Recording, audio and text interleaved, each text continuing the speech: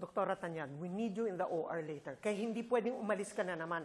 Unfair sa ibang doktor natin kung papayagan ka na lang namin lagi. Pero Dok, emergency po talaga. Tumawag po sa akin si Mami. Kailangan ko po siyang tulungan eh. Hindi ba umalis ka na kahapon? Pinuntahan mo na siya? Ano, pupunta mo na naman ngayon? Pero Dok, hindi kami nakapagkita. No, I will not allow it. On duty ka, so you stay put. Ngayon, kung magpupumilit ka, I will have to suspend you. And I don't care kung may-ari ka ng ospital. Pero Dok, sige na po. Please po, payagan niyo na po ako. Bakit, Zoe? Saan ka na naman pupunta at nagpapaalam ka na naman kay Doc Ray? You! Bakit mo kailangan parasahan si Mami? Ha? Nahihirapan na siya sa kulungan? Kulang pa yun sa lahat ng ginawa niya sa amin at sa papa! Don't worry. Hindi ko lang pinapapatay ang nanay mo eh. Unfortunately, she has to go through a series of sufferings. At kahit na mag-rally ka pa sa harapan ng presinto, wala kang magagawa para pigilan yon. So if I were you, Zoe, concentrate on trying to be a good doctor to make your mom proud. Good job, Doc Ray.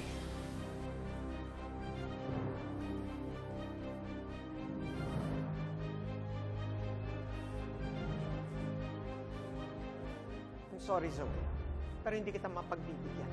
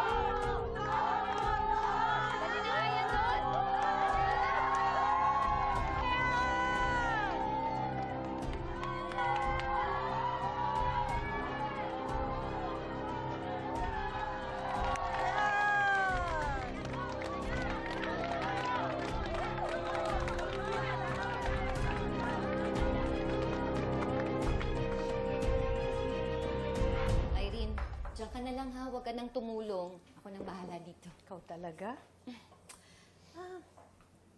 So, kakakasal niyo lang pala ni Carlos? Oo, wala pa kami 1 taon. Kamusta naman? Wala namang problema. Wala namang perfect na pagsasama eh. Kung minsan, meron kaming mga pagtatalo, pero ang mahalaga at the end of the day, pinag-uusapan namin at naaayos namin. Yes, I agree. Wala naman talagang perfect na marriage eh. Ang importante is that you trust each other and wala kayong tinatago sa isa't isa. Ang masama, pag may tinago sa'yo at hindi honest sa'yo. Actually, na-surprise nga ako kanina eh. That you're friends with Michael, your ex. Nakakatuwa lang kasi na open kayo about that. Oo naman. Wala naman akong tinatago kay Carlos eh. Lahat ng mga nakarelasyon ko, alam niya. Kita mo naman magkaibigan yung dalawa, hindi ba? Ikaw, kilala mo ba lahat ng mga nakarelasyon ni Carlos? Lahat ng ex niya? Ako kasi, lahat nakilala ko. Except for his wife, who died.